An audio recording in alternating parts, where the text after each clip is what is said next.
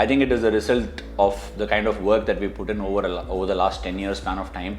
The World Test Championship was announced, and obviously we've really fought hard, right? We played 6 or 7 series, and we've literally got most of the points. We've lost a test. We've lost about 3 tests in the entire cycle, and I think surprisingly enough, we had to still go into this series and garner points to get to the final, and that's how it was positioned because of a lot of last minute changes due to COVID. So I think for a lot of players in that dressing room, it means a lot. Some of them have not even played in a Cricket World Cup, so it will mean like the Cricket World Cup for most of them. I'm so very happy for someone like Ishant Sharma, who got selected in the 2015 Cricket World Cup, and he couldn't play because he was ruled out due to injury towards the last minute. And for someone like him to get to the World Test Championship final would mean the world. And I was reading somewhere that he called it the World Cup final for himself. So it makes absolute sense, and I'm incredibly happy for him and many of the others for whom it means a lot.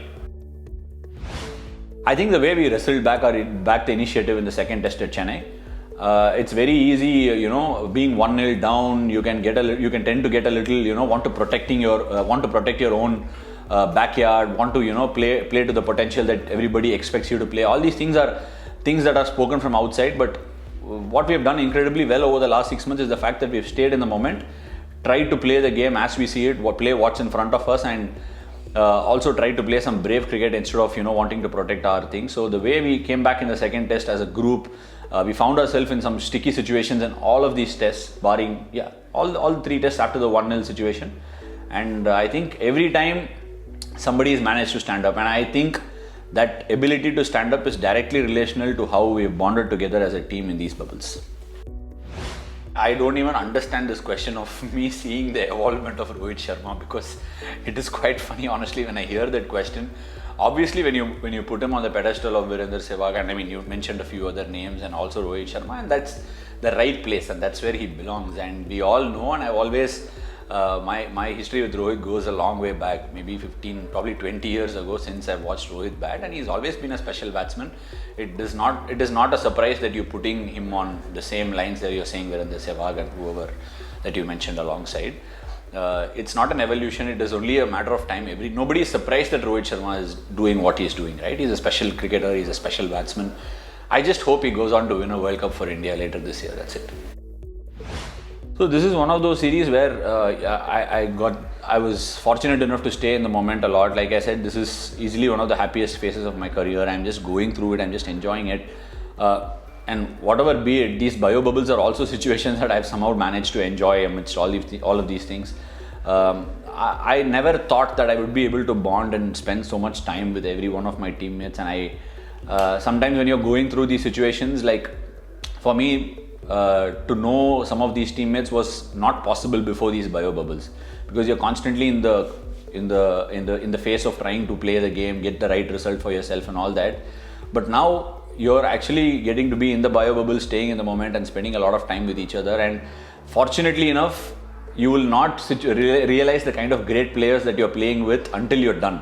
But now I'm able to cherish those moments and also understand what sort of players I'm rubbing shoulders with, and also the younger generation of players that are coming through. So it's basically the joy that's being expressed out there, and I don't have anything else to say about the series or my performance, because it was just a result, and I want to start again fresh and clean the slate up.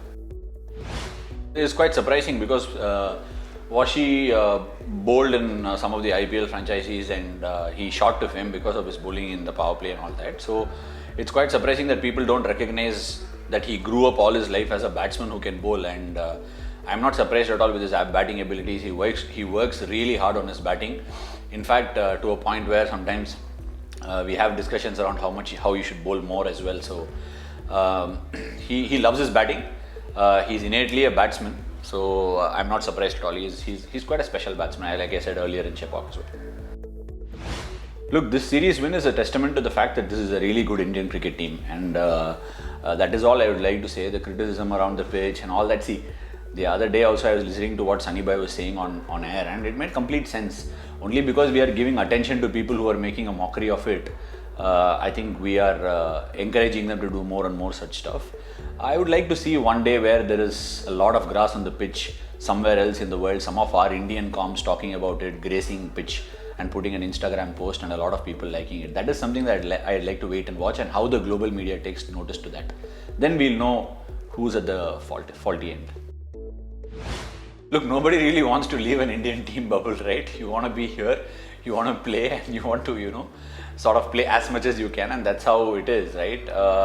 Somewhere I feel the life inside the bio bubble is not easy at all. We need to work on our mental spirits, and you need to constantly keep motivating yourself. But I think the last 8 months have been hard, yes, but I think the team morale and the team spirit, and also the kind of bonding that the teams build because of these bio bubbles, is something that I have not experienced in the last decade of cricket that I've played with the team. It's kind of been quite special, understanding a lot of people, and even the opportunity for somebody else to understand you as a person, and the interactions and the sort of common lounge area that we share. And this has been quite special, and I think some of those comebacks and some of those difficult situations that we've played has not come as a surprise, because we've generally bonded together and got some special results.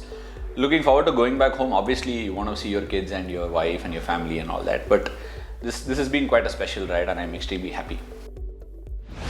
No, honestly, there is no take on that, because that's not what I'm thinking, and that's not even crossed my mind.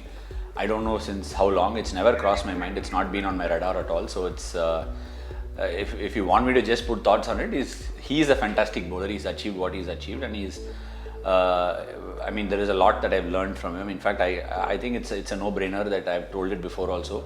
I wasn't even an off-spinner when Bhajupa started playing for the Indian team. I was a batsman who could bowl a bit of off-spin, and then he was also an inspiration because of the 2001 series where he delivered for India, right? That famous series. So who I never imagined in 2001 that I will go on to become an off-spinner and even get to who knew all these things. Yeah, I'm totally happy that you are actually putting me on the same page as he is, and I had the fortune of playing alongside Bhajupa when I came into the team. Later I was fortunate enough to play under Anil Bhai as coach, and now I'm trying to leave my own legacy, and that's about it. That's where it ends.